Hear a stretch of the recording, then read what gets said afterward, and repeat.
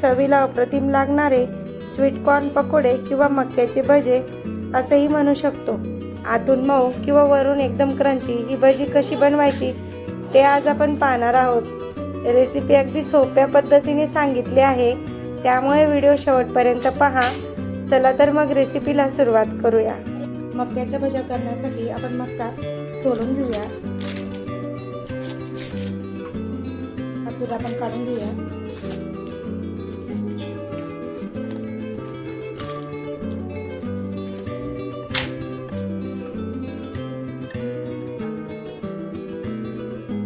आता या मक्याला मधोमध असं कट द्यायचं आहे, जेणेकरून हे दाणे पूर्ण निघून पाहू शकता। या प्रकारे मका हा कट करून घ्यायचा आहे। या प्रकारेच कट करायचा आहे। या प्रकारे मक्याचे दाणे मोकळे करून घ्यायचे आहे। सर्वात आधी साहित्य पाहूया। हिंग घेतला आहे, अर्धी वाटी तांदळाचं पीठ घेतलेलं आहे, 2 वाट्या बेसन पीठ घेतलेलं आहे, 1 वाटी मक्कीचे दाणे घेतलेले आहेत, 1 इंच आल्याचा तुकडा बारीक करून घेतलेला आहे, बारीक हिरवी मिरची चिरून घेतलेली आहे, ओवा घेतलेले आहेत, कोथिंबीर घेतलेली बारीक कट करून, चवीसाठी मीठ, हळद आणि चटणी घेतलेली आहे। सर्वात आधी मिक्सरच्या भांड्यात हे मक्कीचे दाणे एकच गरका मारून घ्यायचा आहे, जास्त बारीक करायचे नाही, फक्त मक्की फुटले पाहिजेत, जेणेकरून आपण जेव्हा भज्या करू त्यावेळेला तेल अंगावर उडण्याची शक्यता असते, म्हणून फक्त मिक्सरला आपण एक गरका मारून घेऊया। हे बघा, फारच कवळा मक्की होता, जास्त बारीक करायचं नाही। हे बघा, असे दाणे दिसले पाहिजेत, एवढं बारीक करायचं आहे। एका मिक्सिंग बाउलमध्ये आता हे मिक्सरमधनं एक गरका मारलेला मक्कीचे दाणे काढून घेऊया। बघू शकता, आपण जास्त काही बारीक केलेला नाही, फक्त मक्की फुटला पाहिजे। त्याचे आपण पकोडे तयार केले तर तो मक्की तेलात फुटतो आणि तेल ते आपल्या अंगावर उडण्याची शक्यता असते, म्हणून सगळ्यात महत्त्वाचं मक्की आधी शक्यतो मिक्सरच्या भांड्यात किंवा चॉपरने त्याला फक्त तो मक्की असा थोडा टिसला पाहिजे असं करून घ्यायचं आहे। आता यात टाकूया हळद, 1 चम्मच चटणी, बारीक कट केलेली हिरवी मिरची आणि बारीक केलेलं आलं, हे एकत्र करूया। चवीसाठी मीठ, ओवा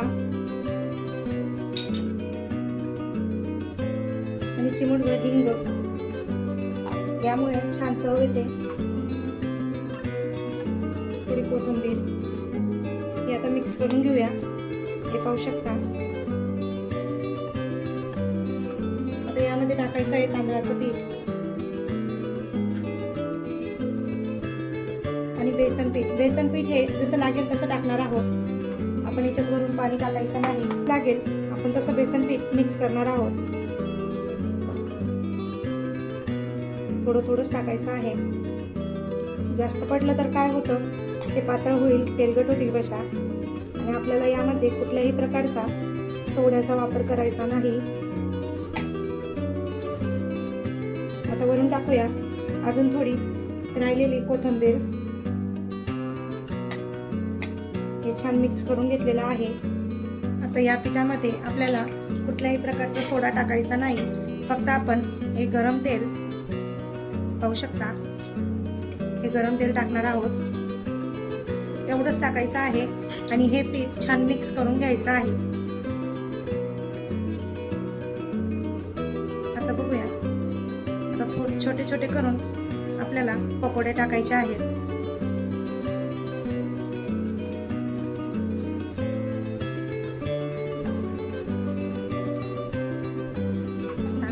एका टायमाला जेवढे मावतील तेवढे पकोडे आपल्याला तेलामध्ये टाकायचे आहेत। आता आपण चमच्याच्या साहाय्याने हे उलट करून घेऊया।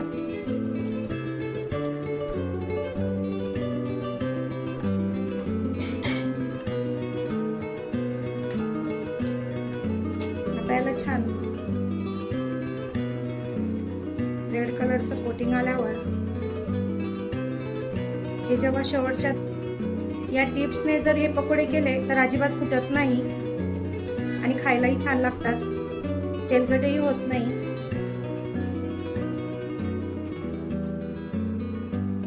आता काढून घेऊया हे सर्व पकोडे. हे पाहू शकता.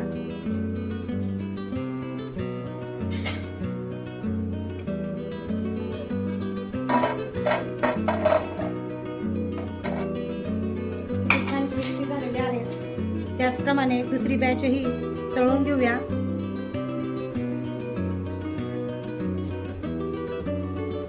तेल जास्त गरम नाही ठेवायचं.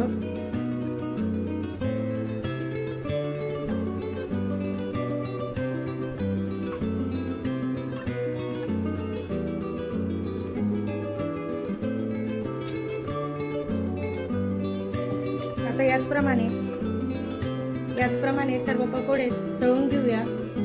हे पहा, याचप्रमाणे काढून घेऊया. आता दुसरी बॅच तळली गेलेली आहे, बघू शकता किती क्रिस्पी असे आलेले आहेत किंवा पकोडे. आता मिरची तळून घेऊ. या मिरची सोबत छान लागतात खायला. हे पहा किती छान आवाज आणि किती छान कुरकुरीत. ऐकला ना आवाज? हे पाहूया किती छान अशी जाळी पडलेली आहे. किती छान, बाहेरून कुरकुरीत आतून मऊ असे हे मक्याचे पकोडे किंवा मक्याच्या भाज्या. हे पहा, याच्यात टाकूया.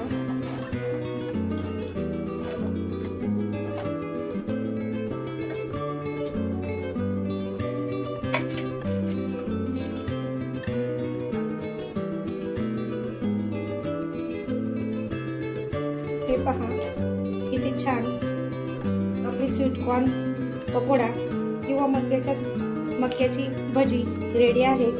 तुम्ही दोन्हीही म्हणू शकता. आता वरून ठेवूया हिरवी मिरची. आपण हे पकोडे हिरवी मिरची सोबत खाऊ शकतो आणि त्यासोबत गरमागरम चहा. व्हिडिओ थोडा जरी आवडला असेल लाईक करा, शेअर करा आणि आपल्या स्वातीज रेसिपी चॅनलला सबस्क्राईब करा. पुन्हा भेटूया अशाच नवनवीन रेसिपीसह. धन्यवाद.